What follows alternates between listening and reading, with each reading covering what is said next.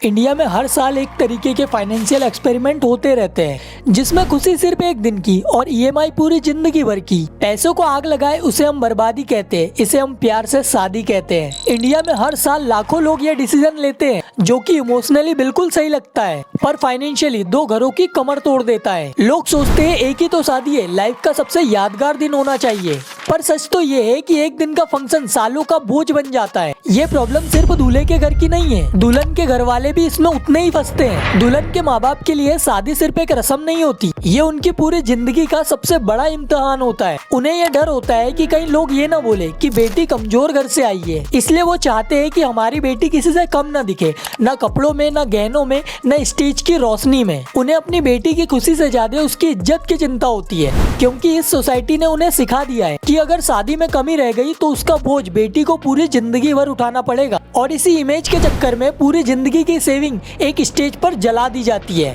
Gold बढ़ता है, function बढ़ते जाते हैं, मेहमानों की लिस्ट कंट्रोल से बाहर हो जाती है। गुलाब जामुन खाने के बाद कोई ये नहीं पूछता कि शादी के बाद जिंदगी कैसी चलेगी, क्योंकि शादी के बाद सबका फोकस स्टेज, डेकोरेशन और लोगों के रिएक्शन पे होता है, फ्यूचर प्लानिंग पर नहीं। दुल्हन के घर वाले यहाँ धीरे धीरे फंसते जाते हैं। सोसाइटी उनके कानों में धीरे से नहीं जोर से बोलती है, बेटी की शादी है, यहाँ कंजूसी अच्छी नहीं लगती।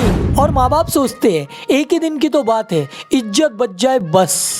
फिर मार्केट अपना रोल प्ले करता है, बैंक्वेट हॉल हो या ज्वेलर्स, डिजाइनर लहंगा हो या फोटोग्राफर, हर कोई एक ही डायलॉग बोलता है, सर मैडम ये तो सबसे मिनिमम पैकेज है।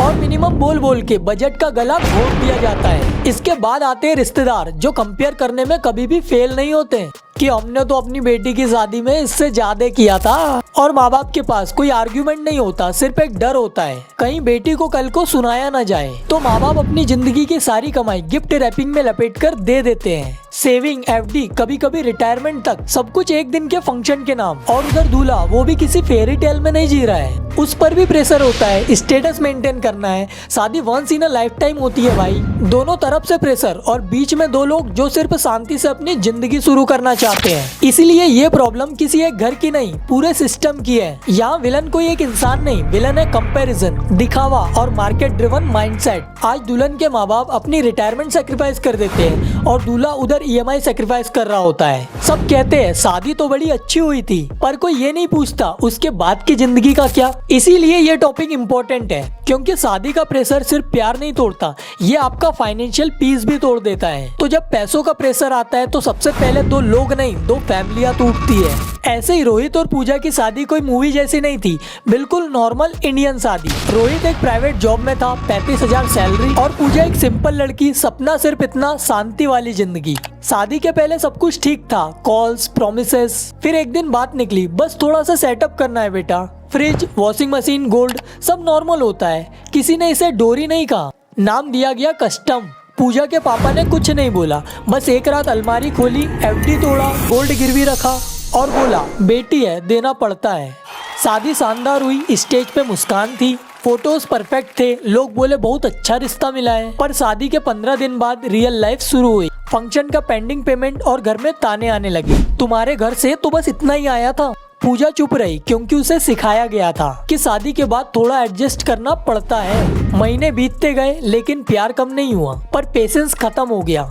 छोटी छोटी बातों पर लड़ाई, तुम्हें पता है मैं कितने प्रेशर में हूँ, तुम्हारे घर वाले हेल्प भी नहीं करते। और पूजा हर बार एक ही बात सोचती थी, आखिर मेरी क्या गलती थी। उधर पूजा के माँ बाप, पापा के रिटायरमेंट डिले हो गई, माँ के इलाज के पैसे नहीं बचे। पर जब लोग पूछते हैं बेटी खुश है ना, तो बस एक ही जवाब, हाँ सब ठीक है। एक दिन रोहित ने गुस्से में बोल ही दिया कि अगर तुम्हारे घर से थोड़ा सपोर्ट होता ना तो आज ये दिन नहीं देखने पड़ते। वो सेंटेंस थप्पड़ जैसा था। पूजा बोली नहीं, बस उस रात पहली बार उसे ऐसा लगा कि शादी जीत नहीं, सौदा थी। ये कहानी यूनिक नहीं है, ये इंडिया के हर घर, हर गली की कहानी है। यहाँ डोरी सिर्फ केस नहीं होता, एक्सपेक्टेशन होते हैं, कंपैरिजन होता है, साइलेंट प्रेशर होता है, और शादी के बाद ये सब प्यार पे इंटरेस्ट लेना शुरू कर देता है। सब कहते हैं डोरी तो बंद हो गई, लेकिन सच ये है नाम बदला है, फॉर्म मॉडर्न हो गया है। और इसका effect financial stress, emotional distance, और धीरे धीरे दो लोग जो साथ जीने आए थे बस साथ रह जाते हैं।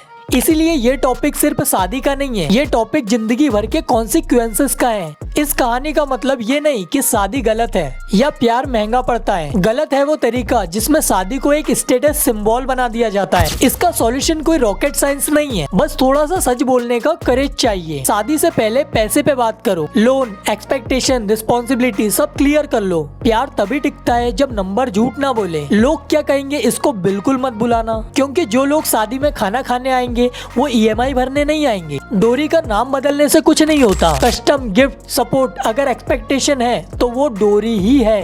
Zero expectation equal to zero pressure. शादी एक दिन का शो नहीं, ये 2 लोगों का लॉन्ग टर्म प्रोजेक्ट है। सिंपल शादी, स्ट्रॉन्ग फाउंडेशन, कम लोग, कम खर्चा, ज्यादा सुकून। और सबसे इम्पोर्टेंट बात, अगर आज एक कपल मिलकर बोले हम सिंपल शादी करेंगे तो वो वीक नहीं है, वो मैच्योर हो गए हैं। हो सकता है सोसाइटी हंसे, हो सकता है रिलेटिव ताना दे, पर एक बात याद रखना, शादी के बाद उनकी आवाज नहीं, तुम्हारी शांति काम आती है। तो एंडिंग पे एक सवाल छोड़ के जाना चाहता हूँ, आप एक दिन की ताली चाहते हो या पूरी जिंदगी भर का सुकून? मुझे कमेंट में जरूर बताइएगा। तो होप ये है कि जब अगला रोहित और पूजा शादी करे तो वो लोन के साथ नहीं, समझ के साथ शादी करे, और तब शादी बोझ नहीं सपोर्ट बन जाएगी। तो वीडियो अगर अच्छा लगा हो तो लाइक कीजिए, कमेंट कीजिए और शेयर कीजिए।